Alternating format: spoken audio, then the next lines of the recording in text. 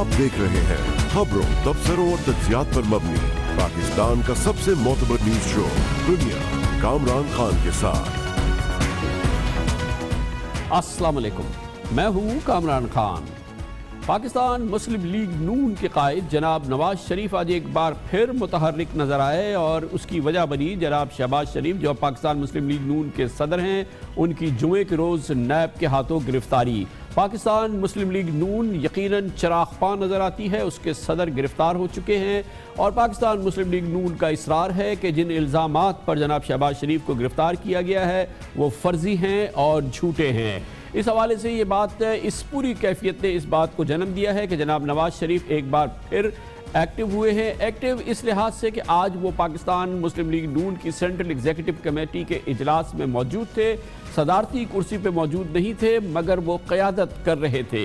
आज ही पाकिस्तान मुस्लिम लीग नून ने जनाब शहबाज शरीफ की गिरफ्तारी के खिलाफ मुल्कगीर एहतजाज का ऐलान किया और इसकी सेंट्रल एग्जीक्यूटिव कमेटी के इजलास में ये फैसला किया गया कि उनके कायद जनाब नवाज शरीफ हीर हैं और वो क़यादत पार्टी की करते रहेंगे और 2 रोज़ तक अगर कौमी असम्बली का इजलास ना बुलाया गया तो सेनेट और असम्बली के बाहर एहतजाज किया जाएगा और एहतजाज के लिए तमाम अपोजिशन जमातों को इकट्ठा किया जाएगा। भरपूर अंदाज में पाकिस्तान मुस्लिम लीग नून मुतहर्रिक नज़र आ रही है और पहली बार जनाब नवाज शरीफ अपनी अहलिया के इंतकाल के बाद और इस्लामाबाद हाई कोर्ट में नैब रेफरेंसेस में अपनी सज़ा मुअत्तल होने के बाद एक बड़ी भरपूर सियासी तहरीक में एक्टिविटी में नज़र आए हैं। क्या मुस्तकबिल होगा जनाब नवाज शरीफ का? जनाब शहबाज शरीफ की गिरफ्तारी के दौरान आइंदा ज़िमनी इंतखाबात के हवाले से पाकिस्तान मुस्लिम लीग नून के आज के फैसले हमारे साथ शेयर करेंगे। हमारे साथ मौजूद हैं पाकिस्तान मुस्लिम लीग नून के मुमताज़ चोटी के रहनुमा जनाब सेनेटर मुशाहिद हुसैन सैयद। बहुत बहुत शुक्रिया मुशाहिद साहब। फरमाइएगा कि आज के इजलास का फोकस, उसका जो नतीजा सामने आया है वो ये है कि मुल्कगीर एहतजाज किया जाएगा। ये मुल्कगीर एहतजाज जो है जनाब नवाज शरीफ लीड करेंगे।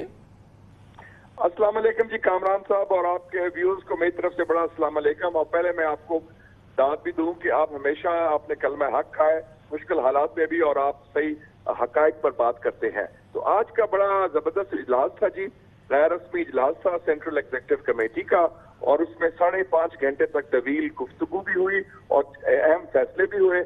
और मैं सबसे पहले ये कहूंगा कि मियां नवाज शरीफ साहब जो अभी तक शदीद दुख में हैं, जिस तरह उनकी अहलिया का वो हुआ पासिंग अवे और उससे मुलाकात का मौका नहीं दिया गया उनके साथ, तो उसके बावजूद जो उनकी इखलाकी जुर्रत है, उनकी इस्तेकामत है और मजबूत एहसाब है, ये वाकई मिसाली है।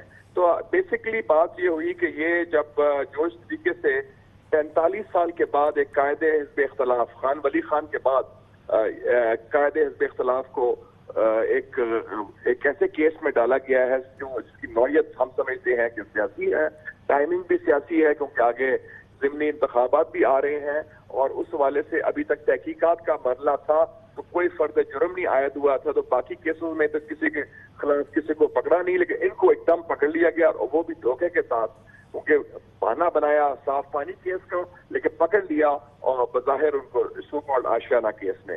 तो उसमें हमने एक मुतफिका तौर पर जो 20-22 लोग मौजूद थे सेंट्रल एग्जीक्यूटिव कमेटी के, उन्होंने फैसला किया कि एक तो कानूनी हवाले से और सियासी हवाले से हम खुल के इसकी मज़ामत भी करेंगे, इसका मुकाबला भी करेंगे और हर फ्रंट पर और ख़ास तौर पर जैसे आप ये अनाउंस किया आपने कि पार्लियामेंट के अंदर और बाहर भी इसकी वजामत होगी। और दूसरा है कि कमेटी भी बन गई जिसमें मैं भी हूँ और सरदार अयाज सादिक साहब भी हैं, साबिक स्पीकर, जो बाकी सियासी जमातों से राब्ता कायम करेंगे और जमहूरी हुकूमतों के साथ जिसमें वकला की तंजीमात भी हैं, सिविल सोसाइटी भी है और इंसानी हकूक की तंजीम है, जो हम बात करेंगे कि ये जो एक तर्ज हुकूमत चल रहा है जिसकी तो मुशाहिद साहब इसमें जब आप एहतजाज की बात कर रहे हैं पार्लियामेंट से बाहर, तो क्या स्ट्रीट प्रोटेस्ट की बात हो रही है, सड़कों पर एहतजाज किया जाएगा?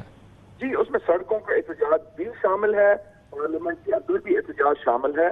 उसमें मियां नवाज शरीफ साहब तो अभी तक सोच में है, अभी उनका बेगम साहब का चालीसवां भी नहीं हुआ, वो तो उसमें शिरकत नहीं करेंगे, लेकिन बाकी क़यादत जो मौजूद है वो उसमें खुल के और बड़े एक्टिवली शरीक होगी। और उसके अलावा भी हम इसको आगे भी लेके चलेंगे जो इंसानी हकूक की तंजीमें हैं पाकिस्तान के अंदर और पाकिस्तान के बाहर, कि ये इस किस्म की कार्रवाई जो एक जमहूरी मुल्क में कभी नहीं होती और जिस तरीके से हो रही है, और ये एक फाशिस्ट ایک طرز حکومت کا نشاندہی دیتی ہیں. تو مشاہد صاحب، جیسے کہ آپ نے ابھی فرمایا کہ نواز شریف صاحب کیونکہ ابھی چہلم بھی نہیں ہوا ہے ان کے اہلیہ کا، تو وہ سوگ میں ہیں اور وہ سوگ میں رہیں گے، اور اس لیے نہ وہ فی الحال اسٹریٹ پروٹیسٹ میں شامل ہوں گے اور نہ ہی وہ کسی اور پولیٹیکل ایکٹیویٹی میں شامل ہوں گے. لیکن یہ بتائیے گا کہ اس کا مطلب یہ ہے کہ وہ ضمنی الیکشنز جو ہونے جا رہے ہیں، اب 10-12 دن رہ گئے ہیں، تو اس کی کیمپین میں بھی نہیں ہوں گے.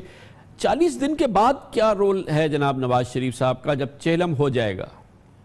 وہ ہم دیکھ لیں گے کیا رول ہے. وہ پاکستان میں ہے موجود اس وقت، فی الحال وہ آزاد ہیں. ان کے خلاف جو الزامات ہیں وہ تو مسترد کر دیے ہیں ہائی کورٹ نے، تو اس حوالے سے وہ اپنا رول ادا کریں گے، کیونکہ ان سے پارٹی گائیڈنس بھی لیتی ہے اور رہنمائی بھی لیتی ہے. لیکن جو پارٹی کے باقی کارکن ہیں، ممبران ہیں، سینیٹرز ہوں، قومی اسمبلی کے ممبرز ہوں، اور دوسرے رکن ہوں صوبائی اسمبلی کے اور لوکل باڈیز کے، وہ سارے متحرک ہیں. ہم نے دیکھا ہے کہ بائی الیکشن کے کیمپین میں بھی لوگوں میں بڑی جان ہے اور لوگوں میں بڑا غم بھی ہے اور غصہ بھی ہے، اور میں سمجھتا ہوں کہ انشاءاللہ جیت ہماری ہوگی ان ضمنی انتخابات میں. تو اب بائی الیکشن کی کیمپین کو لیڈ کون کرے گا؟ کیونکہ شہباز شریف صاحب تو اریسٹ ہیں اور نواز شریف صاحب سوگ میں ہیں.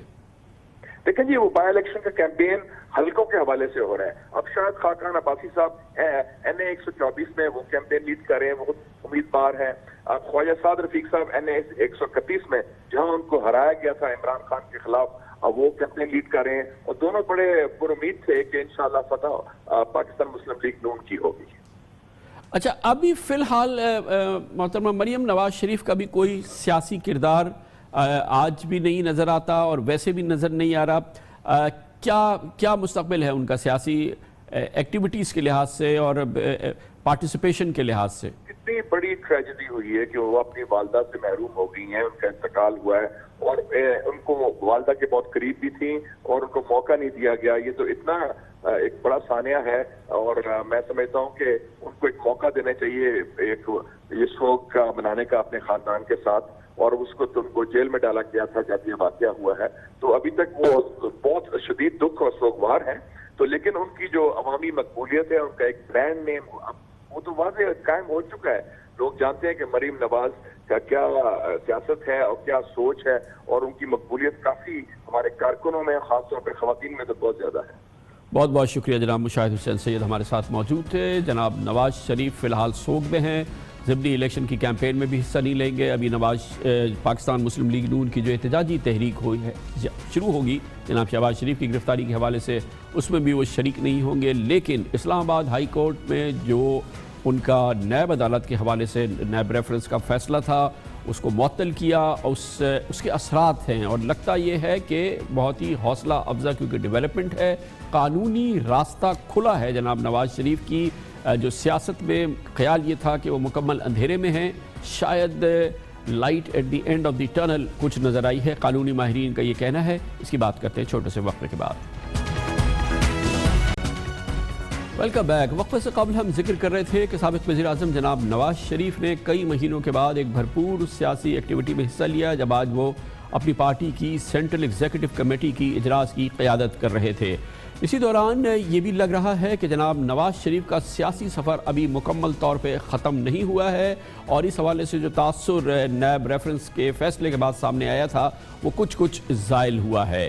ایون فیلڈ ریفرنس میں جناب احتساب عدالت کی جانب سے دی گئی سزاؤں کی اسلام آباد ہائی کورٹ سے معطلی نے جناب نواز شریف خاندان کے لیے اور ان کے حامیوں کے لیے یقیناً ایک امید کی کرن جگائی ہے.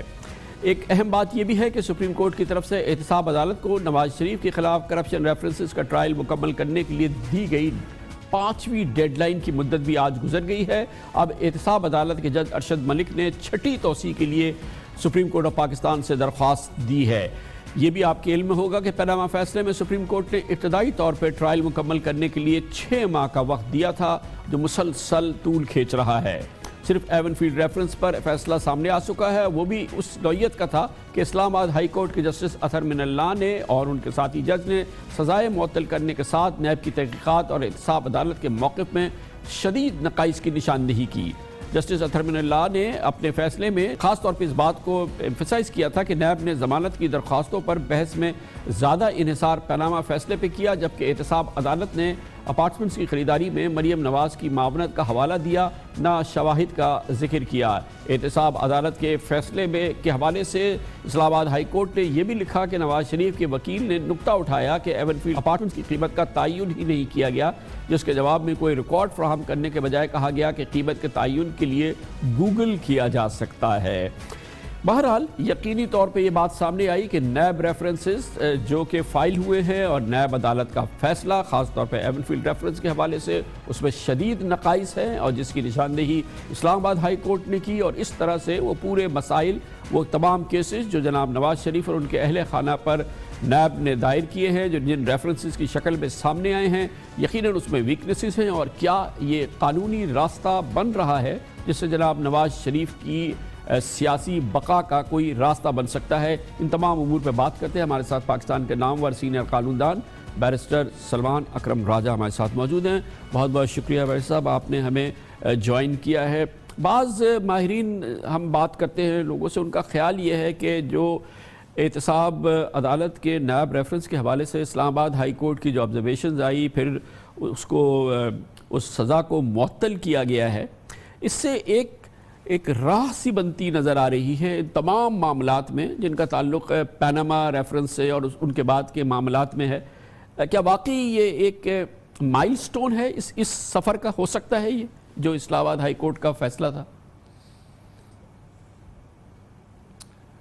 دیکھیں، جو اصول بظاہر اسلام آباد ہائی کورٹ نے طے کیے ہیں اس قسم کے مقدمے کے لیے، اگر تو وہ اصول قائم رہتے ہیں، سپریم کورٹ بھی ان اصولوں کی تائید کرتی ہے، تو پھر تو ایک امید یقیناً پیدا ہونی چاہیے میاں نواز شریف صاحب کے لیے اور دیگر جو اس مقدمے میں ملزمان تھے کہ آئندہ بھی یہ آزادی جو ان کو ملی ہے وہ قائم رہے گی، اور جو دیگر دو ریفرنسز ہیں فلیگ شپ اور العزیزیہ والی، جس میں کہ میاں نواز شریف صاحب ایکیوزڈ ہیں اپنے بیٹوں کے ساتھ، ان میں بھی جو ہے فیصلہ شاید اس سے بہتر نہ آ سکے جیسا فیصلہ ایون فیلڈ کے مقدمے میں آیا، کیونکہ ان مقدموں میں بھی اسی قسم کے ثبوت ڈھونڈنے ہوں گے، فراہم کرنے ہوں گے نیب کو، جس قسم کے ثبوت اسلام آباد ہائی کورٹ نے ایون فیلڈ فلیٹس کے حوالے سے طلب کیے ہیں۔ تو اس حوالے سے تو بالکل یہ ایک میں سمجھتا ہوں امید ان کے لیے ضرور پیدا ہوئی ہوگی، لیکن جہاں تک تعلق ہے مکمل طور پہ سیاسی طور پہ فعال ہونے کا، وہاں ان کی راہ میں وہ فیصلہ ضرور آئے گا جو سپریم کورٹ نے دیا پیناما کے مقدمے میں، جس میں ان کو نااہل قرار دے دیا گیا، اور بعد میں سپریم کورٹ کا فیصلہ آیا کہ 62 فے کی جو نااہلیت ہے وہ تاحیات ہے۔ پھر ایک اور فیصلہ آیا کہ جو شخص نااہل ہو پارلیمان کی ممبرشپ کے حوالے سے، وہ کسی سیاسی جماعت کا عہدہ، بالخصوص صدارت کا عہدہ بھی نہیں رکھ سکتا۔ تو یہ تو وہ ٹیکنیکل معاملات ہیں، یا آپ کہہ لیجئے فارمل طریقے سے ایک قاعدے کے طور پر وہ پارٹی کے صدر نہیں ہو سکتے۔ ارشاد فرمایا، لیکن بر صاحب یہ جو تمام معاملہ ہے اس کی جڑ تو ہے پیناما پیپرز، اور پیناما پیپرز سے جڑی ہوئی چیزیں، ان تمام معاملات ہے۔ دوبارہ ہم ریفرنسز پہ جاتے ہیں، یہ بتائیے گا کہ کتنی مشترکہ ہیں شواہد اور ثبوت ایون فیلڈ کیس کے اور دیگر دو ریفرنسز جو کہ ابھی پینڈنگ ہیں ان کے، اور کیوں ہم سمجھتے ہیں کہ کیونکہ یہاں پہ نیب کا بڑا کمزور کیس ثابت ہوا ہے اسلام آباد ہائی کورٹ میں، یہ ان پہ بھی اثر انداز ہوگا جو دوسرے دو پینڈنگ ریفرنسز ہیں؟ جی، میں صرف اصول کی حد تک میں بات کرتا ہوں۔ دیکھیں، ایون فیلڈ فلیٹس کے حوالے سے نیب نے یہ موقف لیا کہ میاں نواز شریف کی ملکیت اس بات سے ثابت ہے کہ وہ ان فلیٹس میں رہتے رہے 90 کی دہائی سے، یا ان کے بچے ان فلیٹس میں مقیم رہے۔ تو ایک تعلق پیدا کرنے کی کوشش کی گئی، جس کو بادی النظر میں اسلام آباد ہائی کورٹ نے کافی نہیں سمجھا۔ اسلام آباد ہائی کورٹ کی نظر میں اس تعلق کی بنا پر ملکیت میاں نواز شریف کی ثابت نہیں ہوتی، اور اگر ملکیت ہی ان کی ثابت نہیں ہوئی تو مقدمہ جو ہے اس کا تمام جو ایک جو عمارت ہے وہ قائم نہیں رہ سکتی۔ اب جب ہم دوسرے دو ریفرنسز کو دیکھتے ہیں، فلیگ شپ اور العزیزیہ، وہاں بھی نیب کو یہ ثابت کرنا پڑے گا کہ در حقیقت یہ کمپنیاں، یہ جو کاروباری ادارے تھے، یہ میاں نواز شریف کی ملکیت ہیں۔ اب وہاں پہ کیا ثبوت وہ لے کر آئیں گے جس کی بنیاد پہ وہ یہ کہیں گے کہ اگرچہ یہ ادارے، یہ بزنسز ان کے بیٹوں کے نام میں ہیں، لیکن در حقیقت وہ ان کے مالک ہیں۔ یہ ایک بہت بڑا ایک مرحلہ ہے، ایک گواہی کی بنیاد پر، ثبوت کی بنیاد پر جس کو طے کرنا ہوگا نیب کو. تو اگر تو یہ وہ طے کر پاتے ہیں تو پھر آگے یہ سوال اٹھے گا کہ جو انویسٹمنٹ ان کمپنیوں میں کی گئی، کیا اس انویسٹمنٹ کی رقم میاں نواز شریف کے پاس تھی؟ کیا ان کی آمدن اس حد تک تھی کہ وہ انویسٹمنٹ کر سکتے؟ لیکن جو پہلا نقطہ ہے وہی بنیادی ہے کہ کیا یہ انویسٹمنٹ ان کی ہے؟ کیا ان کمپنیوں کے در حقیقت وہ مالک ہیں؟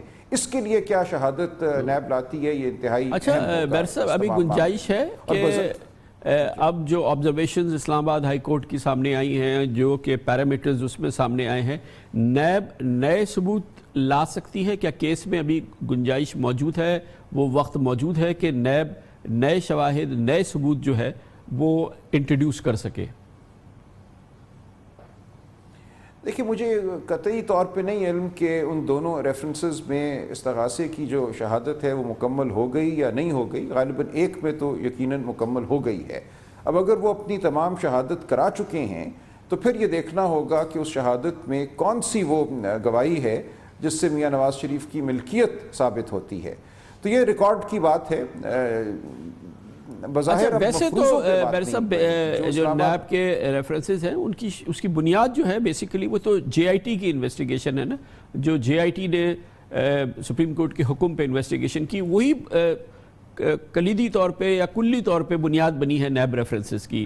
نیب کی علیحدہ کوئی انڈیپینڈنٹ اور ایکسٹینسو ایویڈنس کے تو ہمیں آثار کہیں نظر نہیں آئے ہیں اس سے ہٹ کے.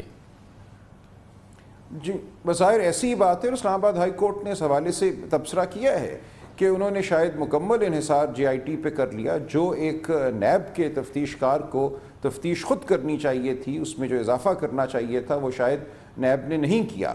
اور یہی بات اگر دوسری دو ریفرنسز کے حوالے سے ہے تو جو اصول اسلام آباد ہائی کورٹ نے طے کیا ہے کہ مفروضے کی بنیاد پر آپ کسی کی ملکیت جو ہے وہ ثابت نہیں کر سکتے، تو وہ مرحلہ یا وہ ایک جو ہرڈل ہے، جو ایک ان کے سامنے بند ہے، وہ آئے گا ان دو ریفرنسز میں بھی. گویا کہ اب پھر جو ہے وہ ثابت کرنا ہے نیب کو کہ فلیگ شپ کی اونرشپ اور ڈائریکٹ کنیکشن جناب نواز شریف کا اور دوسرے ملزمان کا ہے. العزیزیہ کا ڈائریکٹ کنیکشن جناب نواز شریف کا اور دوسرے ملزمان کا ہے. یہ ایک بہت ہی کلیدی مرحلہ ہے کہ وہ مالک ہیں ان کے. جی سر،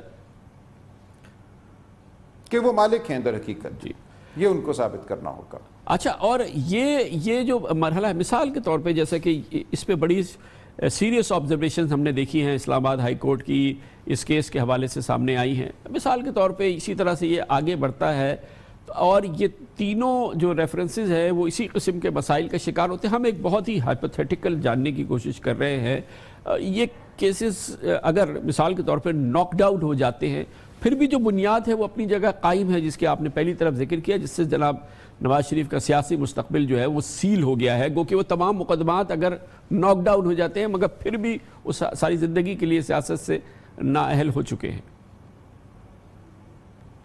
جی کیونکہ سپریم کورٹ نے اپنے فیصلے میں ان تینوں معاملات کی بنیاد پر ان کو نااہل نہیں قرار دیا. یہ تمام معاملات تو بھیج دیے گئے اکاؤنٹیبلٹی کورٹ کی جانب کہ ریفرنسز فائل کی جائیں.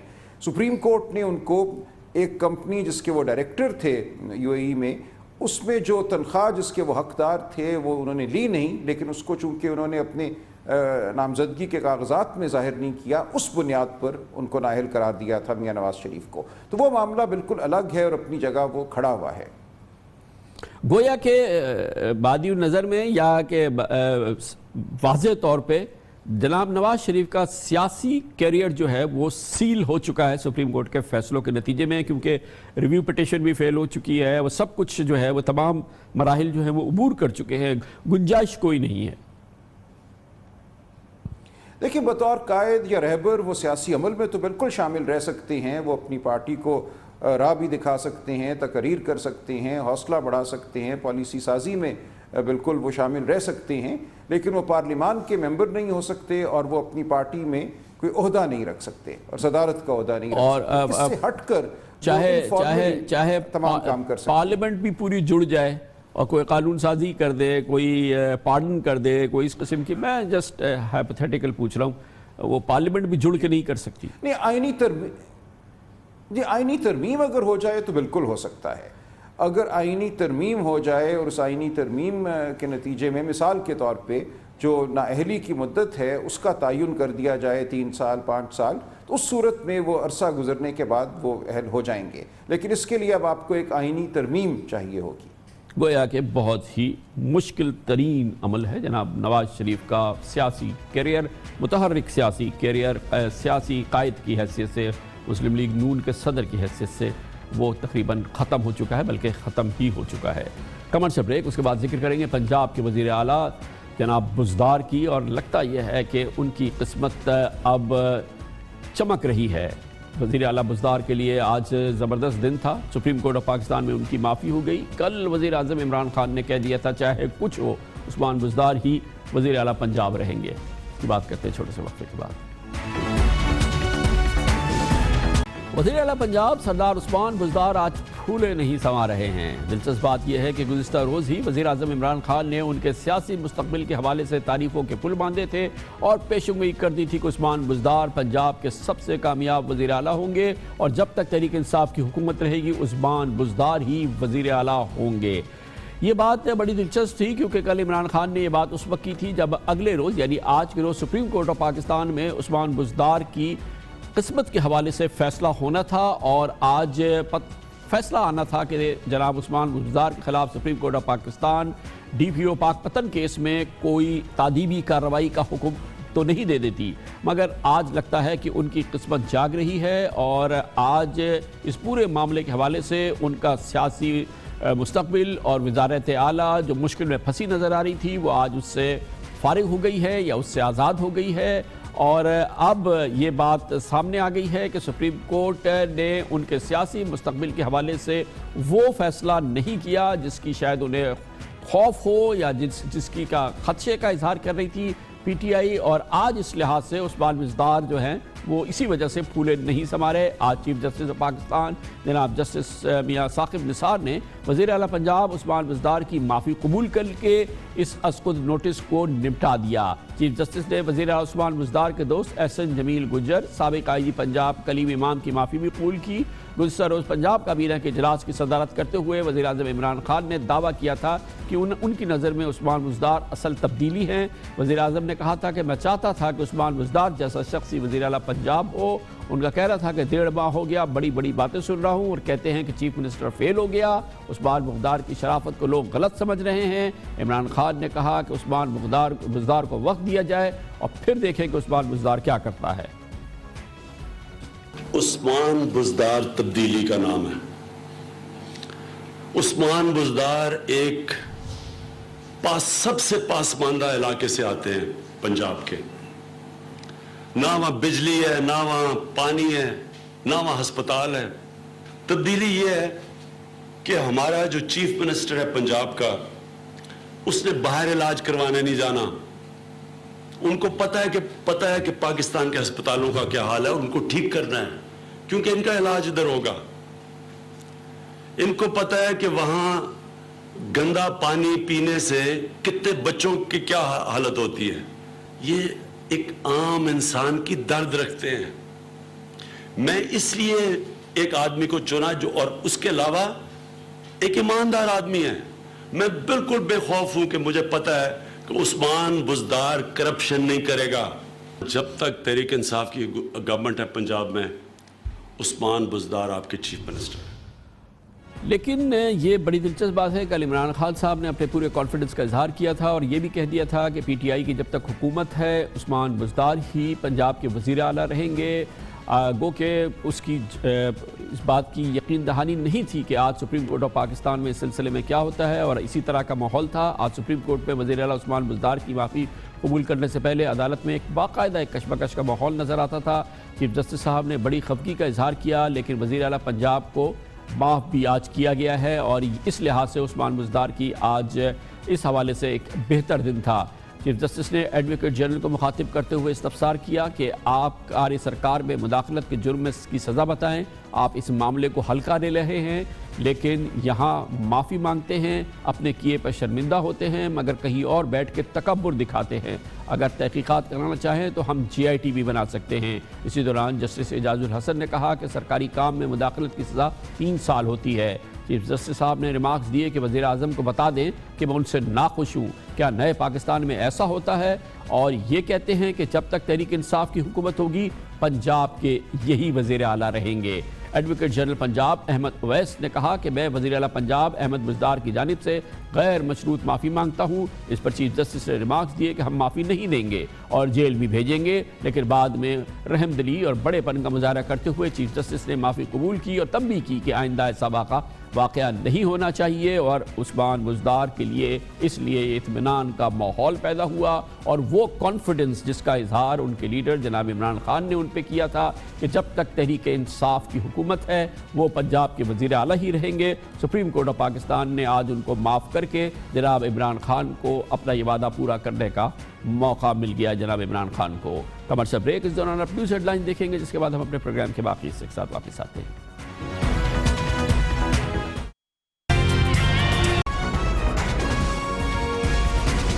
آپ دیکھ رہے ہیں خبروں، تبصروں اور تجزیات پر مبنی پاکستان کا سب سے معتبر نیوز شو دنیا، کامران خان کے ساتھ. پاکستان اپنی حالیہ تاریخ کے بدترین معاشی بحران کا شکار ہے اور اس کے آثار بھرپور انداز سے سامنے آ رہے ہیں. وزیر اعظم عمران خان کی حکومت کے لیے ایک کڑا امتحان شروع ہو چکا ہے. باقاعدہ ایسے آثار ہیں، شواہد ہیں اور انڈیکیٹرز ہیں جو ثابت کر رہے ہیں کہ پاکستان خدا نخواستہ ایک معاشی میلٹ ڈاؤن کی جانب بڑھ رہا ہے. معیشت کے تینوں انڈیکیٹرز تیزی سے پگھلتے نظر آ رہے ہیں. آج پاکستان اسٹاک ایکسچینج کا انڈیکس 1328 پوائنٹ گر گیا. 100 انڈیکس میں 3.4% کمی ہوئی ہے، جس کے ساتھ آج پاکستان اسٹاک ایکسچینج کا انڈیکس 37,898 پوائنٹ پہ بند ہوا اور یہ انڈیکس پچھلے 2 سال کی سب سے کم ترین سطح پہ پہنچ گیا ہے. 17 اگست کو جب عمران خان بطور وزیر اعظم انتخاب ہوا تھا، ان کا اسٹاک مارکیٹ کا انڈیکس 42,444 پوائنٹ پر تھا. پی ٹی آئی کی حکومت کے 52 دنوں میں انڈیکس میں 11% کمی ہوئی اور 4,542 پوائنٹ کی کمی ہو چکی ہے. اس عرصے میں شیئرز کی مالیت میں تقریباً 448 ارب روپے کی کمی آئی. پی ٹی آئی حکومت کے لیے یہ انتہائی حوصلہ شکن ڈیولپمنٹ ہے، کیونکہ اس حکومت کے آنے کے ساتھ خیال یہ تھا کہ تبدیلی کی خبروں اور تبدیلی کے انحصار پر اور اعتماد پر مارکیٹس میں، کاروبار میں، اعتماد میں بہتری آئے گی، مگر حالات بالکل یکسر مختلف ہوتے نظر آئے ہیں، جو یقیناً انتہائی فکر کی بات ہے عمران خان کے لیے، ان کے وزیر خزانہ اسد عمر کے لیے، ان کی اکنامک ٹیم کے لیے اور ان کی دوسری معاشی ٹیم کے لیے. جون 2013 میں سابق وزیر اعظم نواز شریف کی حلفبرداری کے وقت پاکستان اسٹاک ایکسچینج کا انڈیکس 19,916 پوائنٹس پر تھا. 4 سال کے دوران انڈیکس میں 32,960 پوائنٹس کے ساتھ 265% اضافہ ہوا، جو پاکستان مسلم لیگ نون کہتی ہے کہ اس کی کامیابی کی، اس کی پالیسیز کی کامیابیوں کی سب سے بڑی نشاندہی ہے. اور آج پی ٹی آئی کو انہی اعداد و شمار کی بنیاد پر چیلنج کیا جا رہا ہے. ایک وقت ایسا بھی آیا جب 24 مئی 2017 کو پاکستان اسٹاک مارکیٹ اپنی تاریخ کی بلند ترین سطح یعنی 52,876 پوائنٹس پر پہنچ گئی تھی.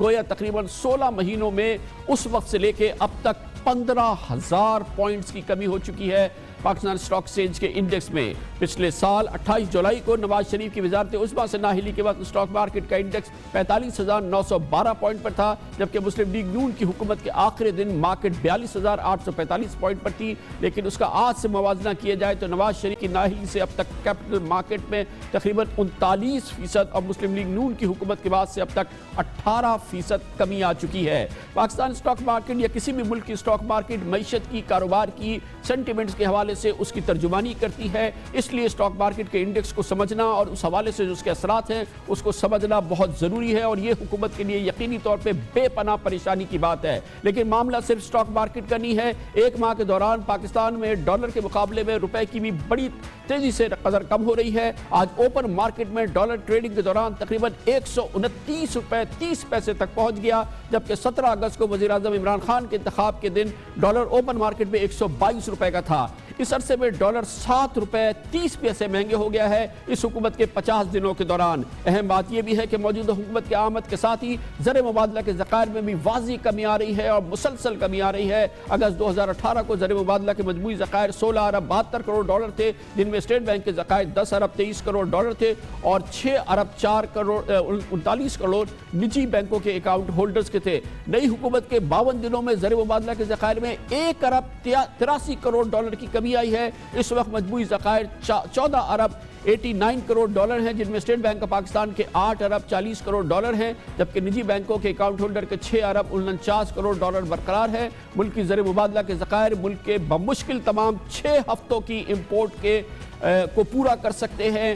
ہر لحاظ سے بحرانی صورتحال ہے، ہر لحاظ سے بہت ہی مشکل کیفیت ہے، اور اس میں واضح طور پہ لگتا ہے کہ حکومت کا عدم فیصلہ سازی اور خاص طور پہ وزیر اعظم عمران خان کی حکومت کا پچھلے 2 مہینے کے دوران اس بات کو تعطل میں رکھنا کہ آئی ایم ایف کے پاس جانا ہے، آئی ایم ایف سے نئے قرضوں کے لیے رجوع کرنا ہے، اس نے اس بحران میں شدید اضافہ کیا ہے۔ اور اب سے چند لمحوں پہلے لگتا یہ ہے کہ حکومت کو اس بحرانی کیفیت کا بالآخر احساس ہوا ہے، اور اب سے تھوڑی دیر قبل ہم نے دیکھا، اب سے چند منٹ پہلے وزیر خزانہ اسد عمر سرکاری ٹیلی ویژن پر آئے ہیں اور انہوں نے اعلان کیا ہے، فوری طور پہ اعلان کیا ہے کہ حکومت اب مزید تعطل کا شکار نہیں ہوگی، مزید اس میں تاخیر نہیں کرے گی، اور حکومت پاکستان جناب عمران خان کی حکومت آئی ایم ایف سے رجوع کرے گی۔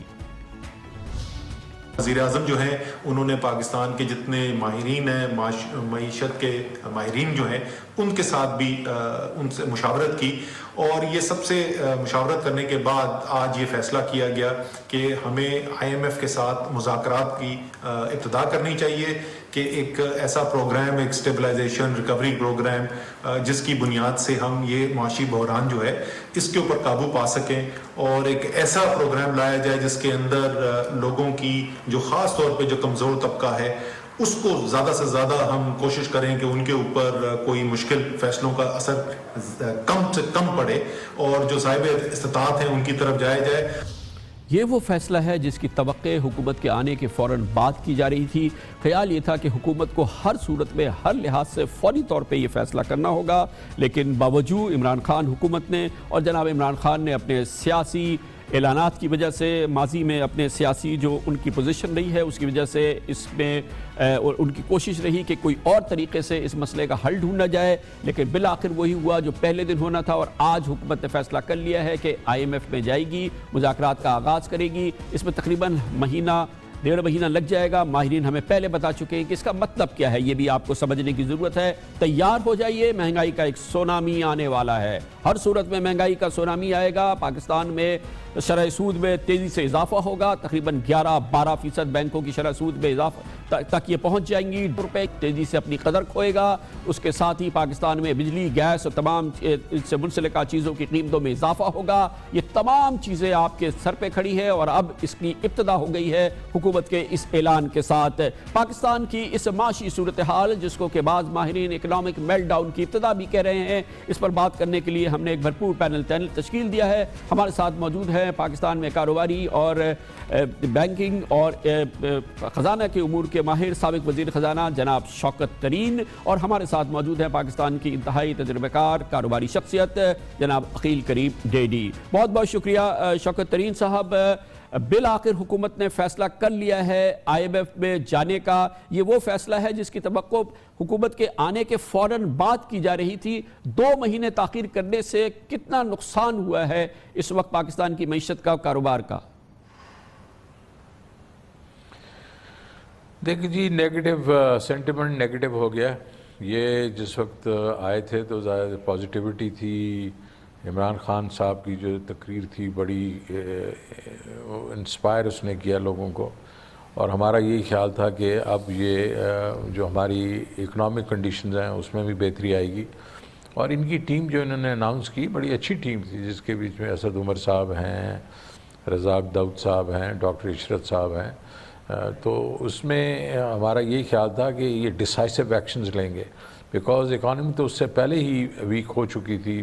پچھلے سال یہ جو کورٹ کیسز ہوئے جس کی وجہ سے یہ سارا کچھ چلا، تو اسٹاک مارکیٹ تو گر رہی تھی، لیکن انہوں نے جس طریقے سے اس کو ہینڈل کیا پچھلے 1.5-2 مہینوں میں، کبھی کہہ رہے تھے ہم فرینڈس کے پاس جا رہے ہیں، سعودی عربیہ کے پاس گئے، خیال تھا کہ وہاں سے کچھ کیش آ جائے گا، اور ان کا خیال یہ تھا کہ تقریباً $10 بلین کی مل جائیں گی، آئل فیسلٹی مل جائے گی، کچھ کیش انپورٹس ہو جائیں گے، اور وہ پتہ چلا بعد میں کہ نہیں، وہ ایسی کوئی بات نہیں تھی، ساری انویسٹمنٹس ہیں اور لانگ ٹرم ہیں۔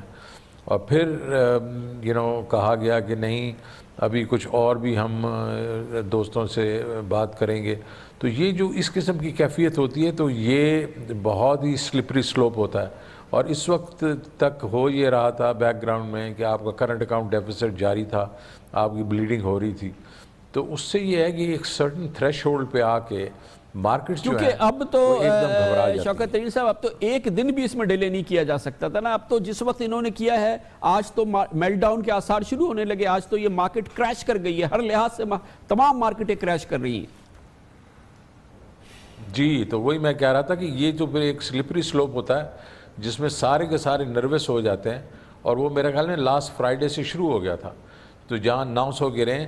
ایک تو دیکھیں جی، ایک سٹاک مارکیٹ کو ایز آف ٹوڈے یہ نہ سمجھا جائے کہ یہ صرف ان کی جو ہے ان ڈیسیژن کی وجہ سے ہے، emerging markets already under stress ہے، کیونکہ پیسے جو ہیں ایمرجنگ مارکیٹ سے جا رہے ہیں امریکہ، تو وہ تو جس طرح ترکی ہے، جس طریقے سے انڈیا، انڈونیشیا وغیرہ ادھر سے پیسے نکلے ہیں، لیکن سر آج ہی کے دن شوکت ترین صاحب، سینسیکس اور نفٹی اور انڈیا میں آج انڈیکس اوپر جا رہا تھا۔ عقیل کریم ڈیڈی صاحب، آپ بتائیے، آپ ان لوگوں میں سے ہیں جنہوں نے پہلے دن سے اس بات کو اسٹریس کیا تھا، عمران خان صاحب کے آپ بڑے زبردست سپورٹر ہیں پی ٹی آئی کے، کہ حکومت کے لیے معاشی راستہ جو بچنے کا ہے وہ یہ ہے کہ ہر صورت میں یہ فوری آئی ایم ایف میں جائے۔ یہ 2 مہینے کا تعطل، میرا اپنا یہ خیال ہے کافی ڈیلے کیا ہے، جس کی وجہ سے تھوڑا بہت نقصان ہوا ہے، کانفیڈنس کا لیول تھوڑا سا نیچے آیا ہے۔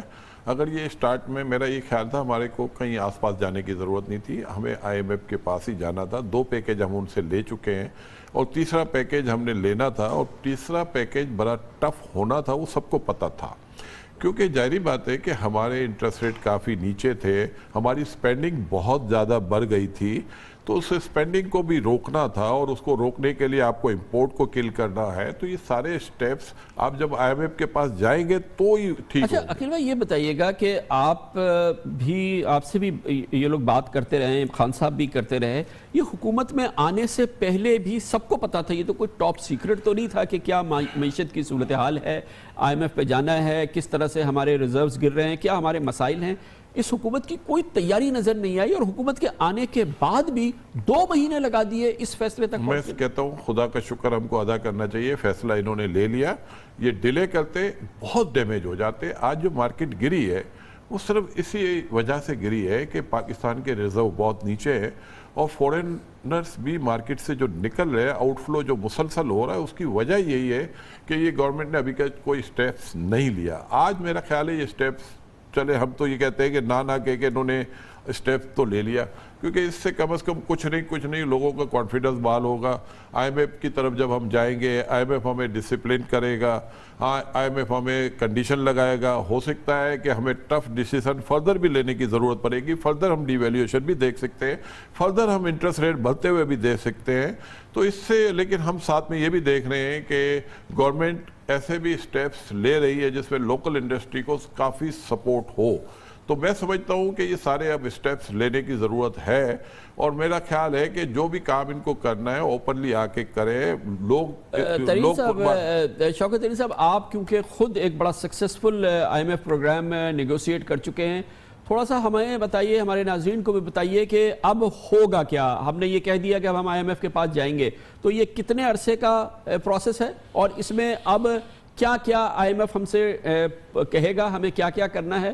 اور ہمیں یہ بھی بتایا گیا ماہرین کی جانب سے کہ پروگرام نیگوشیٹ کرنے سے پہلے ہی آپ کو کچھ چیزیں کرنی ہوں گی، اس کے بعد وہ آپ سے بات چیت شروع کریں گے۔ تھوڑا سا یہ ہمیں ایکسپلین کیجئے نا، یہ پروسیس کیا ہوگا؟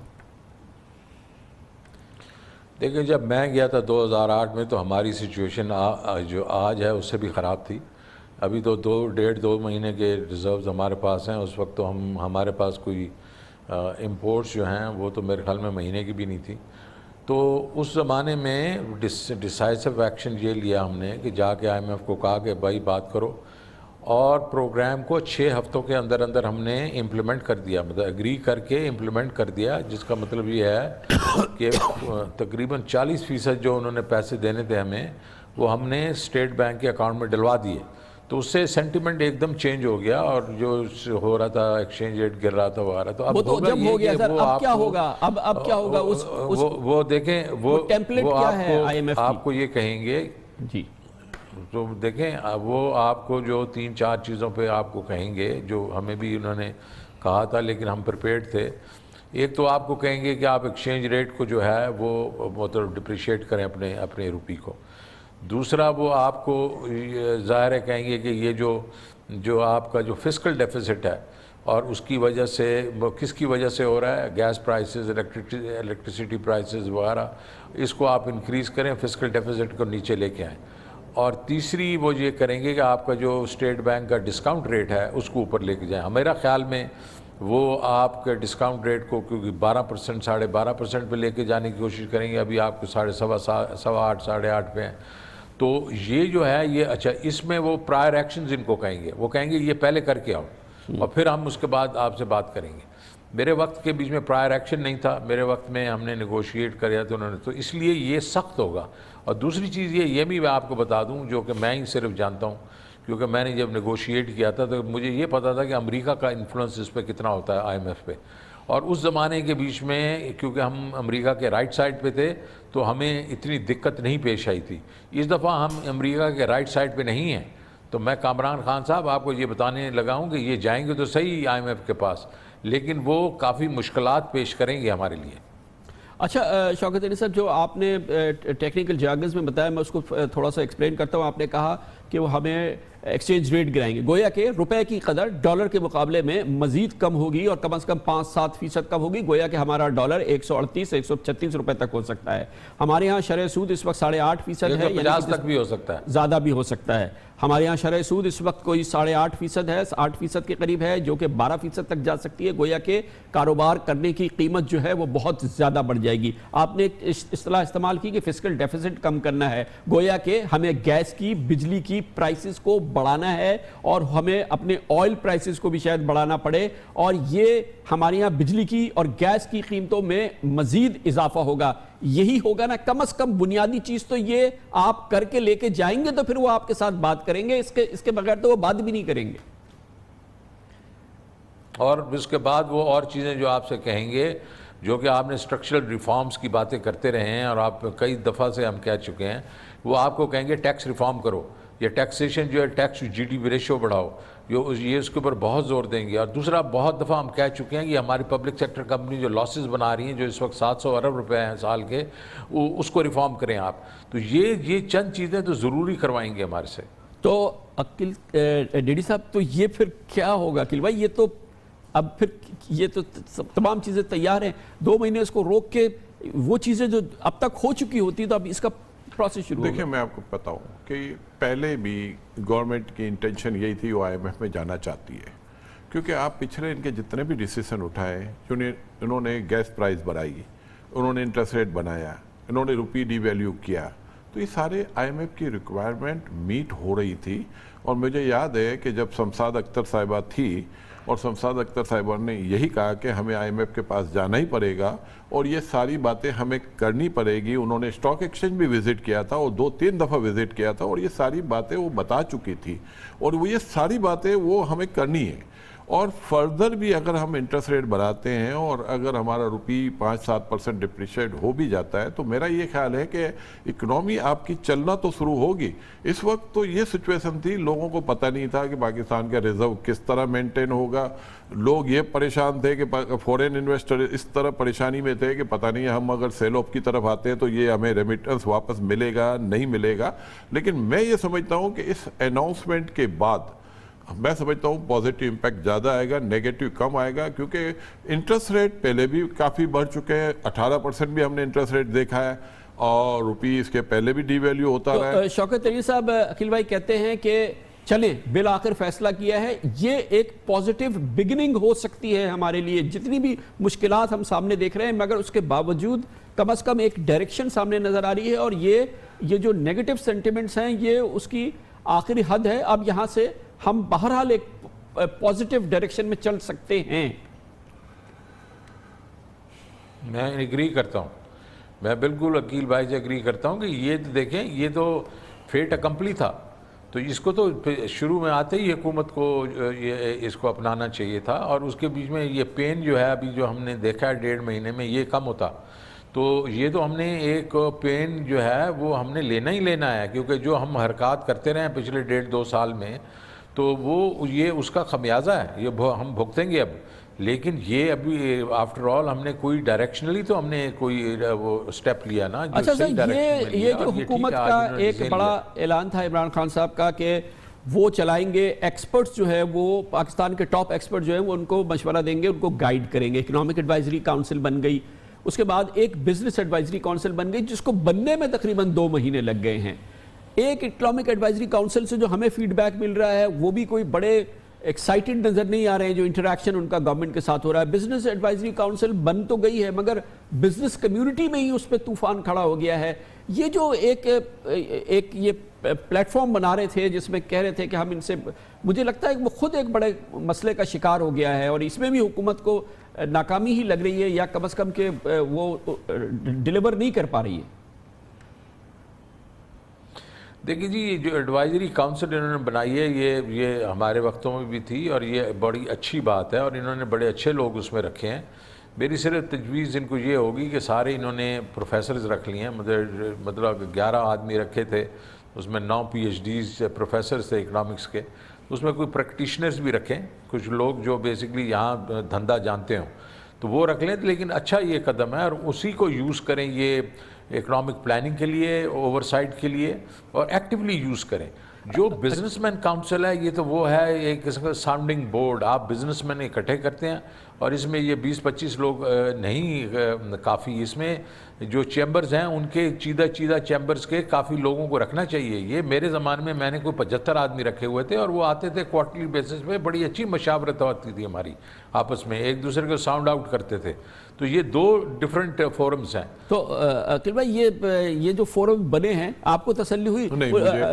شوکت ترین صاحب نے کہا کہ دھندے والے لوگ نہیں ہیں، تو دھندے والے نہیں ہیں تو ماشاءاللہ پروفیسرز ہیں. مجھے صرف دکھ ہے کہ اسد عمر ماشاءاللہ ایک بڑا نام ہے، ان سے ہماری ایکسپیکٹیشن بہت تھی. یہ کونسل جو انہوں نے بنائی ہے اس میں سراج تیلی کا نام ہونا چاہیے، اس میں SM منیر صاحب کا نام ہونا چاہیے، انجم نثار لاہور سے ہونا چاہیے. یہ سارے کاروبار کرنے والے لوگ ہیں اور سمجھدار لوگ ہیں.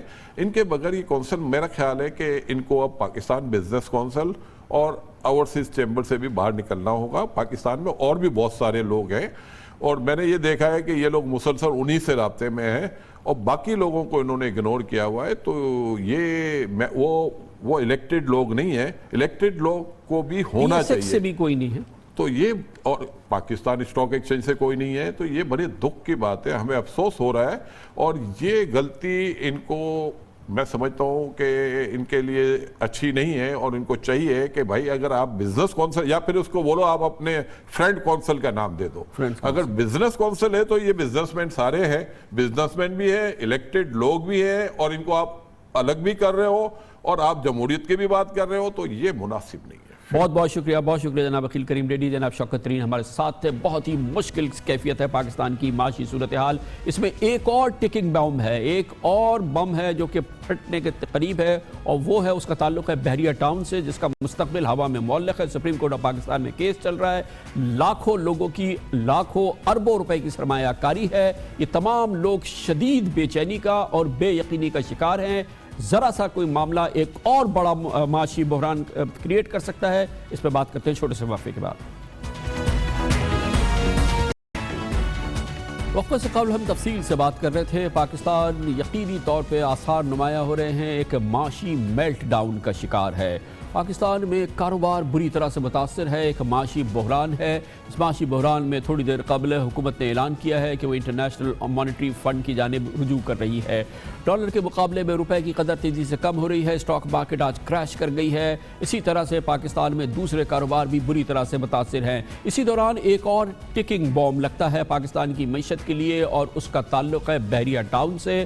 بحریہ ٹاؤن کے حوالے سے سپریم کورٹ آف پاکستان میں ایک بار پھر ایک متعلقہ کیس کے حوالے سے نظر ثانی کی سماعت ہو رہی ہے، اور اس کیس نے لاکھوں پاکستانی خاندانوں کو شدید تشنج کا اور ذہنی دباؤ کا شکار کر دیا ہے۔ یہ وہ لاکھوں خاندان ہیں جنہوں نے بحریہ ٹاؤن میں سرمایہ کاری کی ہے، یا ان کے پلاٹس ہیں یا ان کے گھر ہیں، اور یہ پاکستان کے سینکڑوں اربوں روپوں کی سرمایہ کاری ہے، جس میں سے بڑی اکثریت جو ہے وہ مڈل کلاس لوگ ہیں۔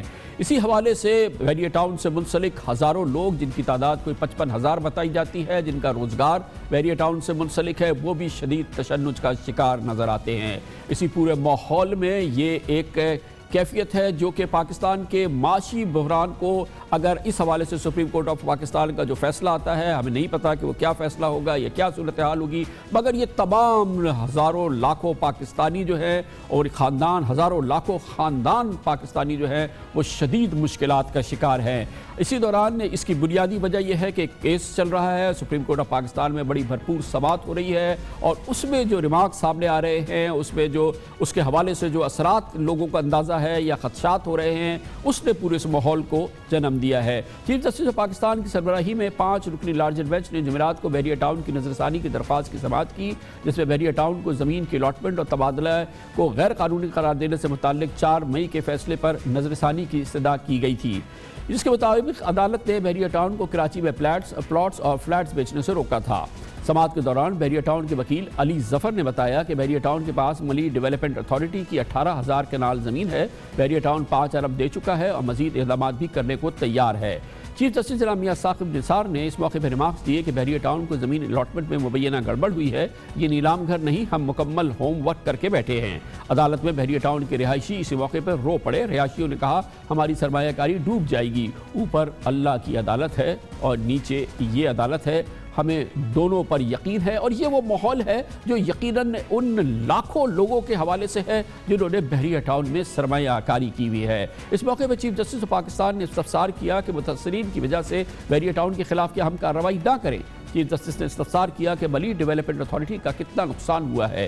ایم ڈی اے کے وکیل نے جواب دیا کہ کوئی نقصان نہیں ہوا، جس پر چیف جسٹس بولے یہی تو ملی بھگت ہے، سندھ حکومت اور ایم ڈی اے دونوں کہتے ہیں کہ کوئی نقصان نہیں ہوا۔ چیف جسٹس نے ریمارکس دیے کہ بحریہ ٹاؤن پر جرمانہ کر دیتے ہیں، 1,000 ارب روپے دے دیں، جان چھوٹ جائے گی۔ یہ وہ معاملہ تھا اور یہ جو ریمارکس تھے جس نے کہ ایک یقینی طور پہ کیفیت پیدا کر دی عدالت میں بھی، اور پھر بحریہ ٹاؤن کے حوالے سے بھی جو صورتحال ہے وہ جو اب جس کی وجہ سے یہ کیفیت ہے جس پہ بے یقینی ہے، اور یہ تمام صورتحال ہے۔ چیف جسٹس میاں ثاقب نثار نے اس موقع پہ بحریہ ٹاؤن کے ملک ریاض صاحب کو مخاطب کرتے ہوئے کہا کہ ملک صاحب آپ کی حیثیت 3,000 ارب روپے کی ہے، آپ کے بحریہ ٹاؤن کے لیے کتنی مرتبہ پانی کی بڑی بڑی لائنوں کو تبدیل کیا گیا ہے، اگر آپ ڈیم کے لیے 1,500 ارب روپے دے دیں تو تا حیات نیکی کمائیں گے اور آپ کو ہمیشہ یاد رکھا جائے گا، ورنہ ماہرین متعین کریں گے جو بحریہ ٹاؤن کو چلائیں گے۔ بہت اہم بات یہ ہے کہ بحریہ ٹاؤن کی وجہ سے کراچی کے جو دور دراز مضافات، اور کبھی یہ وہ علاقہ ہے جہاں پر بحریہ ٹاؤن اب ہے، جہاں پر کبھی منشیات ہوتی تھی، لوٹ مار اور جرائم پیشہ کے کاروبار کے لیے یہ کام مشہور تھا، یہاں اسلحہ بکتا تھا، اور سوراب بورڈ کا یہ علاقہ جو تھا یہاں پر بھتہ خوری اور اغوا برائے تاوان کے ملزمان کی کمین گاہیں موجود تھیں۔ اس لیے کوئی چھپی ہوئی بات نہیں ہے، یہ وہی علاقہ ہے جہاں 2 بار فوجی آپریشن کیا گیا تھا۔ 2013 تک یہاں 6 لاکھ روپے ایکڑ میں زمین کوئی خریدنے کو تیار نہیں تھا، لیکن اب بحریہ ٹاؤن کی وجہ سے علاقہ اتنا پھیل گیا ہے اور آس پاس کے علاقوں کی ایسی تقدیر بدلی ہے کہ اس علاقے میں اب زمین کی قیمت ایوریج کوئی 1.5 کروڑ روپے فی ایکڑ ہو چکی ہے۔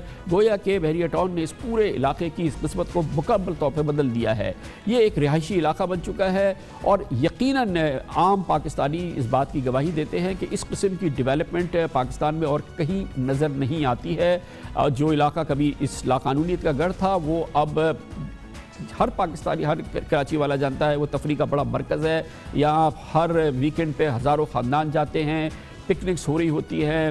حالیہ برسوں میں 14 اگست اور 23 مارچ جیسے بہت بڑے بڑے یہاں دن منائے گئے، لوگ لاکھوں کی تعداد میں وہاں گئے ہیں۔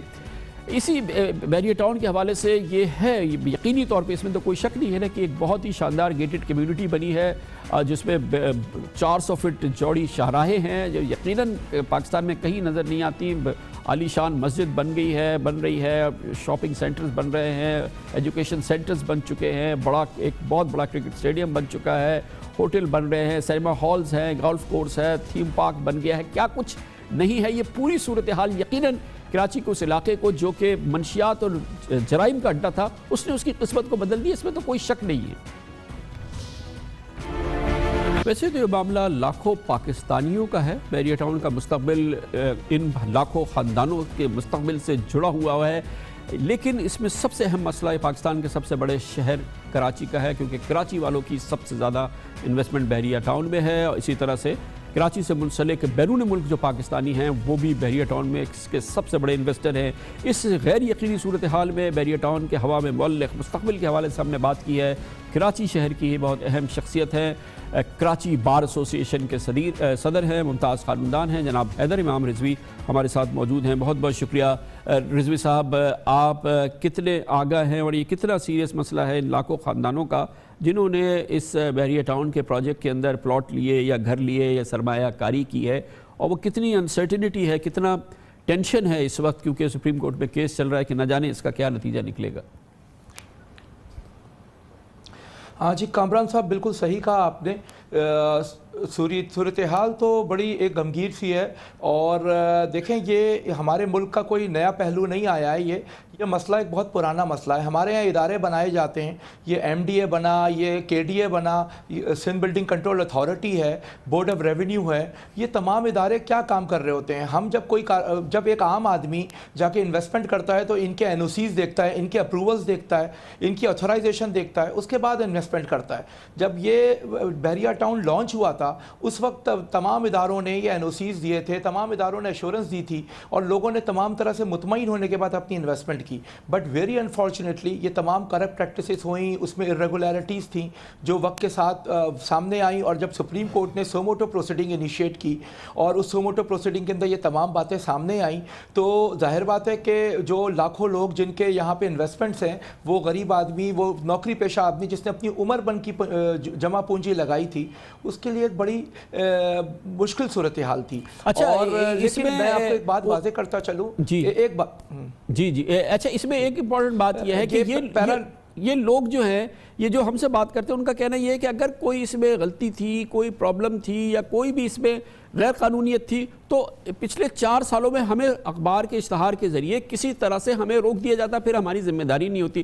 اب تو یہ لوگ پوری قسطیں دے چکے ہیں، یہ تو اب آرڈرز بن چکے ہیں ان تمام جگہ، اس جگہ کے، اور پھر انہوں نے منسلک کیا اس ڈیولپمنٹ سے جو چاروں طرف نظر آ رہی ہے، تو ظاہر ہے کہ ان کو یہ امید تھی کہ یہ جیسا بن گیا ہے ایسے ہی یہ بنے گا، تو یہ تو گنجلک صورتحال ہے بہت۔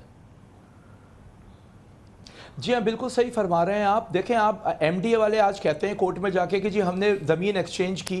گورنمنٹ آف سندھ اور ایم ڈی اے کا جو اسٹانس ہے وہ تو ایک ملی بھگت والی بات لگتی ہے، لیکن آپ یہ دیکھیں کہ کسی نے کبھی اخبار میں کوئی ایڈ نہیں دیا کہ اس جگہ پہ انویسٹمنٹ نہ کریں، کوئی آبجیکشنز نہیں آئے، کبھی پبلک کو یہ اویئر نہیں کیا گیا۔ اور اب پیراگراف 18 پہ میں آپ کی توجہ چاہوں گا، جو سوموٹو پروسیڈنگ کا ججمنٹ آیا تھا مئی کا، اس کے اندر ایک بات جو کہی گئی ہے وہ میں آپ کے سامنے لانا چاہتا ہوں ان الاٹیز کے لیے بھی، کہ سپریم کورٹ نے ان کے رائٹس کو پریزرو کیا ہے، سیف گارڈ کیا ہے۔ اس میں واضح طور پہ لکھا ہوا ہے کہ جن لوگوں کی کو الاٹمنٹ ہوئی ہیں، جن لوگوں کے نام پر جنہوں نے جو تھرڈ پارٹی انٹرسٹ کریٹ ہو گئے ہیں، ان کو تھرڈ پارٹی انٹرسٹ کو انہوں نے پریزرو کرتے ہوئے یہ کہا ہے کہ جی یہ اب دوبارہ جو بحریہ ٹاؤن ہے وہ فریش الاٹمنٹ کے لیے جائے گا، اور اس کے اوپر زمین پہ کیا قیمت لگتی ہے، کیا ڈفرینشیل اماؤنٹ ہوتا ہے، یہ ایک سپریم کورٹ کی امپلیمنٹیشن کمیٹی دیکھے گی۔ اس درمیان میں سپریم کورٹ نے یہ بھی حکم دیا ہے کہ جو لوگ ابھی مزید انسٹالمنٹ جمع کرانے کا ان کو وہ ہے ریکوائرمنٹ ہے، وہ ایڈیشنل رجسٹرار سپریم کورٹ کے پاس اپنے پے آرڈر یا کراس چیک کی صورت میں پیسے جمع کرا سکتے ہیں۔ رضوی صاحب، یہ بتائیے گا کہ یہ اس کا کوئی طریقہ ہے، اور سپریم کورٹ شاید اس طرف بھی جاری ہے کہ سب سے زیادہ لوگوں کے اس سرمایہ کاری کو پریزرو کیا جائے، اگر حکومت کو کوئی نقصان ہے اس کو بھی پریزرو کیا جائے، پروجیکٹ کو اپنے لحاظ سے پریزرو کیا جائے کہ ایک بڑی زبردست چیز ہے، اس میں تو کوئی شک نہیں ہے، یہ واقعی چلے، نقصان نہ ہو۔ تو اس قسم کا کوئی فارمولا بن سکتا ہے کہ یہ اوور آل ایک کم بڑھتی کے اندر کوئی فیصلہ ہو جائے اور چیزیں جو ہے سمٹ جائیں، تاکہ لوگوں کا یہ اصل معاملہ تو لوگوں کا ہے، یہ اگر یہ پھٹ گیا تو یہ تو بہت بڑا طوفان کھڑا ہو جائے گا۔ دیکھیں میں ریویو پروسیڈنگ جو چل رہی ہے اس کے متعلق تو میں نہیں کچھ سمجھتا کہ ابھی کیا سپریم کورٹ ڈیسیجن دے گی، لیکن جو اوریجنل ججمنٹ آیا تھا اس ججمنٹ کے اندر بڑا واضح سپریم کورٹ نے امپلیمنٹیشن کمیٹی کے سامنے جو سوالات ابھی آپ نے رکھے ہیں وہی سوالات رکھے گئے ہیں کہ وہ سپریم کورٹ کی امپلیمنٹیشن کمیٹی بنانے کے لیے آنریبل چیف جسٹس صاحب سے ریکویسٹ کی گئی تھی اس وقت جو سپریم کورٹ کے جج صاحبان نے جو آرڈر پاس کیا ہے، اور اس کے اندر ایک اور بات بھی انہوں نے کہی ہے کہ ان کے رائٹس کو پروٹیکٹ کیا ہے سپریم کورٹ نے جن لوگوں کے تھرڈ پارٹی انٹرسٹ کریٹ ہو گئے ہیں، کیونکہ آپ اس میں ایک ججمنٹ میں پیرا 18 کے اندر بڑا واضح انداز میں کہا گیا ہے کہ جن لوگوں نے تھرڈ پارٹی انٹرسٹ کریٹ ہو گئے ان کو تو ہم ریزرو پروٹیکٹ کرتے ہیں، لیکن جن کے جو ابھی نہیں بکی ہیں پراپرٹیز اس سے ریسٹرین کر دیا ہے بحریہ ٹاؤن کو، اور اس کا مطلب یہ ہے کہ جن لوگوں نے اپنی انویسٹمنٹس کر دی ہیں وہ انویسٹمنٹ ابھی محفوظ ہیں، اور سپریم کورٹ نے اس کے لیے جو آپشنز دیے ہیں جو امپلیمنٹیشن کمیٹی کے سامنے جائیں گے وہ اگر امپلیمنٹ ہو جاتے ہیں تو اس سے بڑا واضح انداز میں اس ججمنٹ سے تو ریفلیکٹ ہو رہا ہے جو انڈر ریویو ہے کہ وہ پیسہ محفوظ ہے لوگوں کا، اچھا اور وہ پیسہ محفوظ ہے، ان کی زمینیں بھی محفوظ ہیں۔ اچھا اس میں سب سے بڑی بات یہ ہے کہ اوورآل لوگوں کا یہ کہنا کہ ہم نے تو اس ماحول کو دیکھ کے کیا تھا، اس طریقے کو دیکھ کے کیا تھا، ہم اس طرح کی جو فیسلٹیز جو تھی وہ ایکسپیکٹ کر رہے تھے، تو وہ پورا ماحول آپ یہ سمجھتے ہیں کہ سپریم کورٹ آف پاکستان یہ تمام جو سٹیک ہولڈرز ہیں ان کو ان کی جو اس پہ حق ہے اس کو تسلیم کر چکی ہے، وہ ڈسٹرب نہیں ہوگا کسی بھی صورت میں، یعنی کہ پروجیکٹ اس لحاظ سے ڈسٹرب نہیں ہو سکتا؟ دیکھیں میں یہ سمجھتا ہوں کہ پروجیکٹ ڈسٹرب تو میرے خیال سے تو یہ ہے کہ جو تھرڈ پارٹی انٹرسٹ کریٹ ہو گئے ہیں جن کو پراپرٹیز مل گئی ہیں وہ تو میرے خیال سے اس اوریجنل ججمنٹ میں کہا گیا ہے کہ وہ ڈسٹرب نہیں ہونا چاہیے، اور ان کو یہ بھی ڈائریکشن دی گئی ہے ان لوگوں کو جنہوں نے پیسے اپنے ہزاروں کے تعداد میں وہ الاٹیز جنہوں نے پیسے اپنے ڈپازٹ کرا دیے تھے ان کی کچھ انسٹالمنٹ باقی ہے، ان کو کہا گیا ہے کہ additional registrar supreme court Karachi registry میں وہ پیسے جمع کرا سکتے ہیں تھرو چیک، کراس چیکس اور پے آرڈرز کی صورت میں اور ڈیمانڈ ڈرافٹ کی صورت میں، تو اس سے ایک بات بڑی واضح ہوتی ہے، اور سپریم کورٹ نے further from the date of announcement of the judgement روک دیا تھا بحریہ ٹاؤن کو فردر الاٹمنٹ کرنے سے کسی بھی قسم کی، تو اب یہ بات تو واضح ہوتی ہے کہ ان لوگوں کو سپریم کورٹ بھی دیکھ رہی ہے، اور میں یہ سمجھتا ہوں کہ ان لوگوں کے حق کو محفوظ کرنا آنریبل سپریم کورٹ کا ہی کام ہے، کیونکہ دیکھیں ان کے ساتھ ایک بہت بڑا فراڈ ہوا ہے، اب اس فراڈ کے اندر وہ اپنی زمینوں سے بھی محروم ہو جائیں، اپنی قیمتی سرمایے سے بھی محروم ہو جائیں، تو یہ تو انویسٹمنٹ، لیکن رضوی صاحب یہ جو لوگ ہیں جنہوں نے کہ یہ پلاٹس لیے ان کی تو مالیتیں بھی بہت زیادہ بڑھ گئی تھی، خیر اب ان حالات کی وجہ سے شاید پھر کم ہو گیا، ان کو تو فائدہ ہی ہوا ہے نا، فراڈ تو ان کے ساتھ نہیں ہوا، جن کو زمینیں ملی ہیں جنہوں نے پیسے دیے ان کو تو ان کا تو سرمایہ بہت بڑھ گیا، پتہ نہیں ہزاروں لوگ تو ان کا ڈبل ٹرپل ہو گئے ان کے پیسے تو۔ بالکل ہوا ڈبل ٹرپل، لیکن دیکھیں میں آپ کو ایک اور بھی گزارش کرتا چوں کہ بحریہ ٹاؤن کے پاس اتنی بڑی تعداد میں خود زمین دینے کے لیے موجود ہے اور وہ ڈیولپ بھی کرتے جا رہے ہیں، تو وہ جو تھرڈ پارٹی انٹرسٹ کریٹ ہوتے ہیں اس کے بعد فردر جو بیچنے کے لیے لوگ جاتے ہیں تو ان کو اتنا پیسہ نہیں ملتا، اس کی زمین اتنی نہیں بڑھ رہی۔ البتہ سپریم کورٹ کے اس آرڈر کے بعد میرا خیال ہے کہ اگر ان کی دیکھیں وہ تو انہوں نے ہر آدمی ایک انویسٹمنٹ کرتا ہے کسی پرپس سے کرتا ہے کہ اس کو زمین کی اچھی قیمت ملے گی، اس کا یہ سرمایہ اس کے بچوں کے کام آئے گا، اپنی خون پسینے کی جب کمائی لگاتا ہے، تو اب بات یہاں پر یہ ہے کہ یہ تو ان کا حق تھا، لیکن انہوں نے یہ تمام چیزیں تمام اداروں سے این او سیز دیکھنے کے بعد تمام آپ بحریہ ٹاؤن کے آفس جائیں وہاں تمام این او سیز لگے ہوئے ہیں دیواروں پہ جہاں پہ انسٹالمنٹ جمع ہو رہی ہوتی ہے، وہاں تمام آتھرائزیشنز لگے ہوئے ہیں مختلف اداروں کے، کمپیٹنٹ اتھارٹیز نے ایم ڈی اے ہو چاہے سی ڈی اے ہو، ایم ڈی اے ہو چاہے آپ کے کے ڈی اے ہو، یہ جتنی اتھارٹیز ہیں، واٹر بورڈ والوں نے پانی کی سپلائی دی ہے ان کو۔ اب پرابلم یہاں پر یہ تمام چیزیں جب ہو رہی ہیں تو اس کے بعد انوسنٹ پرچیزرز کا کیا قصور ہے، ان کو تو ان کا حق ملنا چاہیے، اور یقینی طور پر سپریم کورٹ نے پچھلے ججمنٹ میں بھی اس کو ریزرو کیا ہے اور اس کو پروٹیکٹ کیا ہے، اور میرے خیال سے آنے والے بہت شکریہ جناب حیدر امام رضوی ہمارے ساتھ موجود تھے۔ کمرشل بریک، اس کے بعد ہم ذکر کرتے ہیں، آج پھر معیشت کی بات ہم کر رہے ہیں، پورا پروگرام فوکس کر رہے ہیں۔ ایک جانب یہ ہے، دوسری جانب پاکستان کا خزانہ جو ہے خالی ہو رہا ہے، ملک بعض لوگ کہتے ہیں کہ کنگال ہو رہا ہے، اس کی وجہ یہ ہے کہ ہمارے خزانے میں پیسے نہیں ہیں، اس کی وجہ یہ ہے کہ ہمارے یہاں ٹیکس نہیں دیتے، اور پھر معاملات ہیں سامنے کے جو ٹیکس کے معاملات ہیں وہ ان میں سے بہت سے معاملات سینکڑوں اربوں روپے کے معاملات عدالتوں میں جا کے پھنس جاتے ہیں، چاہے اس میں ایف بی آر کے اپنے لوگوں کی کاریگری ہو یا ٹیکس دینے والے کچھ پھنساتے ہوں، عدالتوں میں جا کے یہ معاملات پھنس جاتے ہیں، وہ بھی تقریباً 1 کھرب روپے کی खबर आज छपी है, सामने आए हैं, इसकी बात करते हैं छोटे से वक्फे के बाद। पाकिस्तान की हालिया तारीख में हमने मईशत के लिए राहत के ज़माने बहुत कम देखे हैं। सिसकती हुई मईशत हमने बहुत ज़्यादा देखी है। उसकी बुनियादी वजूहात में जो सबसे बड़ी वजह बताई जाती है वो ये कि पाकिस्तान में टैक्स देने वालों की तादाद बहुत कम है।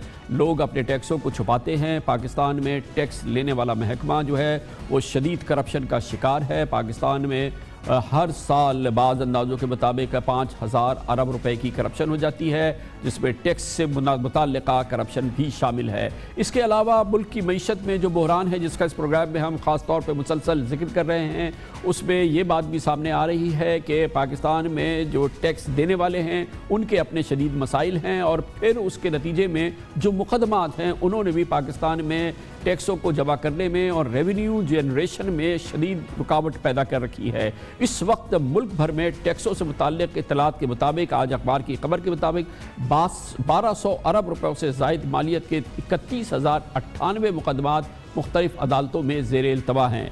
FBR के कमिश्नर्स अपील के जरिए ज़ेर इल्तवा मुकदमात की तादाद 8,000 है, जिनकी मालियत 203 अरब रुपए के मुकदमात यहाँ फंसे हुए हैं, जबकि FBR के इनलैंड रेवेन्यू ट्रिब्यूनल के पास तकरीबन 13,500 टैक्सेस के मुताल्लिक़ केसेस ज़ेर इल्तवा हैं, जिनकी मालियत 663 अरब बताई जाती है। इसके साथ ही मुल्क भर की जो आला अदालतें हैं उनमें तकरीबन 8,000 टैक्सों से मुताल्लिक़ मुकदमात ज़ेर इल्तवा हैं, जिनकी मालियत 358 अरब रुपए से ज़ायद है। और सुप्रीम कोर्ट ऑफ पाकिस्तान में टैक्सेस से मुताल्लिक़ केसेस की तादाद 1676 है, जिनकी मालियत तकरीबन 50 अरब रुपयों के लगभग है। FBR के सोर्सेस के मुताबिक ज़ेर इल्तवा मुकदमात की मजमूई मालियत शायद इतनी ज़्यादा नहीं, क्योंकि काफ़ी मुकदमात में एक ही मुकदमे को मुख्तलिफ केसेस में ज़ाहिर किया गया है, जिसे मल्टीपल अकाउंटिंग केस कहते हैं। इसलिए FBR का कहना यह है कि ये हुजम इतना बड़ा नहीं है। आज सुप्रीम कोर्ट में भी इन मामलात के हवाले से, ज़ेर इल्तवा मुकदमात की मामलात के हवाले से समाअत हुई। चीफ जस्टिस जनाब साकिब निसार ने 3 रुकनी बेंच की सरबराही की। जस्टिस एजाजुल हसन, जस्टिस फैसल अरब बेंच में शामिल थे। अदालत ने समाअत के दौरान FBR की कानूनी टीम की बुरी कारकर्दगी का मामला सामने आया तो अदालत ने चेयरमैन FBR और कानूनी टीम को तलब किया। FBR की जानिब से मेंबर लीगल आए और उन्होंने बताया कि चेयरमैन लाहौर में हैं, और समाअत के दौरान चीफ जस्टिस एजाजुल हसन ने कहा कि FBR के मेंबर लीगल अफेयर्स की सरजनिश उन्होंने की, और उन्होंने कहा कि करोड़ों के केस में आपके वकील नहीं आते। इस मौके पर चीफ जस्टिस ने रिमार्क्स दिए कि जो वकील पेश होते हैं उनकी तैयारी नहीं होती। उन्होंने कहा कि FBR वाले फजूल पिटीशन दायर करते हैं और अपने सर से उतार देते हैं। बास केसेस में 6 वकील होते हैं। चीफ जस्टिस साहब ने यह भी कहा कि FBR अपना काम करता नहीं, अखबारों में खबरें छपवा देता है कि अदालतों में केसेस ज़ेर इल्तवा हैं। चीफ जस्टिस ने FBR मेंबर लीगल से पूछा कि आपका लीगल डिपार्टमेंट क्यों ठीक तरीके से काम नहीं करता। आप कहते हैं हमारे अरबों खरबों के केसेस अदालतों में फंसे हुए हैं, जो केसेस बनता नहीं है वो भी आप यहाँ हमारे पास भेज देते हैं। और उनकी मज़ीद सरजनिश की FBR के ऑफिशियल की। उन्होंने कहा कि आप लोग ख़ुद काम नहीं करते, ना चार्ज बनाते हैं, ना तफसीलात देते हैं। चीफ जस्टिस ने कहा कि आप लोग मिले हुए हैं और पैसे लेते हैं, जो कूड़ा उठा के यहाँ फेंक देते हैं और अखबारों में अदालतों को बदनाम करते हैं। इस मौके पर FBR की जानिब से अदालत को बताया गया कि 10 केसेस में 3 अरब रुपए के रेवेन्यू का मामला है, जिस पर चीफ जस्टिस ने कहा कि बेंच बना देते हैं, फिर समाअत अगले हफ्ते के लिए फिक्स भी कर देते हैं। ये कितना अहम मामला है, इस पर हम बात करते हैं। हमारे साथ मौजूद हैं FBR के मुमताज़, बहुत ही मुअज़्ज़ज़ साबिक़ चेयरमैन रह चुके हैं, मोहतरम अब्दुल्ला यूसुफ हमारे साथ मौजूद हैं। अब्दुल्ला यूसुफ साहब, ये क्या वाकई बहुत ही संगीन मामला है? स्टकअप केसेस FBR रिलेटेड अदालतों के अंदर मौजूद हैं, इसका जो क्वांटम है वो बहुत ही बड़ा बताया जा रहा है। कितना सीरियस इशू है? जी शुक्रिया। देखें, ये जो मसला है ये एक तो हिस्टोरिक चीज़ें हैं जो चली आ रही हैं, और ये बहुत ही एक पेंडेंसी जो होती है ना हमारी कोर्ट कचहरियों की, वो एक बहुत ही लंबा मसला होता है। अब जो मैंने एक उस पीरियड में एक्सपीरियंस किया था, ये 2004-2008 की बात है, जब मैं वहाँ पे था एज चेयरमैन, तो हमने ये किया कि भाई इन चीज़ों को अब हमने सेटल करना है और इन चीज़ों को ख़त्म करने की कोशिश करनी है। तो उसके लिए हमने 2 एफ़र्ट्स की। एक तरफ तो हमने एक ADRC कमेटी बनाई, ऑल्टरनेट डिस्प्यूट रेजोल्यूशन कमेटी, جس میں کہ ہمارا ریپریزنٹیو اور ادھر سے جو کنسرنڈ بندہ جی عبداللہ صاحب اس کا بڑا اس وقت تو بڑا فائدہ ہوا، لیکن ہم ایک بار پھر ایک بیک ٹو اسکوائر ون ایک بڑی گروسم اور بہت ہی کمپلیکیٹڈ سچویشن پھنس گئے۔ میں یہی گزارش کر رہا ہوں، میں یہی تو گزارش کر رہا ہوں کہ اب ہمیں جو کرنا ہوگا in order to move forward, کیونکہ وہ ایک بالکل پریکٹیکل ایکسپیرینس ہے جس کی ہسٹری آپ کے پاس اویلیبل ہے کہ آپ کے اس وقت کتنے پینڈنگ کیسز تھے اور اس کے بعد آپ نے جب ریزالو کیا مسئلے کو تو آپ کے پاس کتنے رہ گئے۔ کیونکہ اس وقت مثلا میں آپ کو مثال دیتا ہوں کہ 36 وہاں پہ ہمارے دفتر ہوتے تھے، یہ جو ریگولیٹری آفیسز بنائے ہوئے تھے، وہ ہم نے جب کیسز کو ختم کیا تو صرف 5 ہمارے دفتر رہ گئے سارے کنٹری میں، کیونکہ there was no need for all those offices, ان کو بند کر دیا۔ اور دوسری طرف ہم نے ہائی کورٹ میں، سپریم کورٹ اور ہائی کورٹ سے ریکویسٹ کر کے ہم نے اپنے کیسز کو وہاں پہ آن ڈیلی بیسس اسپیشل وہ وہاں پہ بینچز بنا کے ان کو سیٹل کروایا اور وہ سارے جو تھے ریزالو ہوئے۔ اب میں یہ کہتا ہوں کہ اب اس کو آپ بے شک تفصیل سے جا کے دیکھیں اور اسی کو بیس بنا کے آگے بھی چلنے والی بات کریں، بیکاز اس کے بعد یہی ہوتا ہے ہمارا unfortunately 1 step forward 3 step backward approach. اب اسی طرح سے پھر سے وہ پینڈنسی والا ایشو جو ہے وہ تو آپ یہ فرما رہے ہیں کہ اور ان کا کچھ ریزالو بھی نہیں ہو رہا مسئلہ۔ یہ بہرحال اب ایف بی آر کو خود انیشیٹو لینا ہوگا، اسے ہی وہ میکانزم ایک آپ نے ایگزامپل وہاں بنائی ہوئی ہے، وہاں موجود ہے، جس سے کہ ان کو سارٹ آؤٹ کریں جتنی تیزی سے سارٹ آؤٹ کر سکتے ہیں، اور پھر سپیریئر جوڈیشری سے مدد لے لیں جہاں جہاں ضرورت ہے، مگر اس کو اب اس کو ون وے اور دی ادر سیٹل کرنا شروع کریں بہت تیزی سے، جیسا کہ اس سے پہلے آپ نے کیا تھا 2004 5 6 وغیرہ میں۔ جی بالکل، دیکھیں نا بات یہ ہے کہ اب جب ہم نے اگر ایک کیس ہے سپریم کورٹ میں گیا، سپریم کورٹ نے اس کا فیصلہ دے دیا، اب وہ جو فیصلہ ہے وہ آپ کے لیے ایک چیز پریسیڈنٹ کے طور پہ بن جاتا ہے۔ اب یہ تو کوئی فائدہ نہیں ہوگا کہ اسی طرح کے اور کیسز بھی آپ کورٹ کچہریوں میں لے کے جائیں اور اس کا نتیجہ کیا ملے گا، ہمیں رزلٹ کیا ہوگا۔ تو اس طرح سے یہ چیزیں ہیں جن کو دیکھنا ہوگا اور ان کو پھر آپ کو ڈیل کرنا ہوگا، اور پھر وہ چیزیں جو ہیں وہ ختم ہو جائیں گی۔ بہت بہت شکریہ جناب عبداللہ یوسف، سابق چیئرمین ایف بی آر، اس پورے مقبضے کے حوالے سے بہت عمدہ رہنمائی دے رہے تھے، بہت عمدہ اپنے مشورے کو آپ کے ساتھ شیئر کر رہے تھے۔ اس کے ساتھ ہی ہمارے آج کے پروگرام کا اختتام ہوتا ہے، کل آپ سے پھر ملاقات ہوگی انشاءاللہ۔ کل تک کے لیے کامران خان کو اجازت، اللہ حافظ و ناصر۔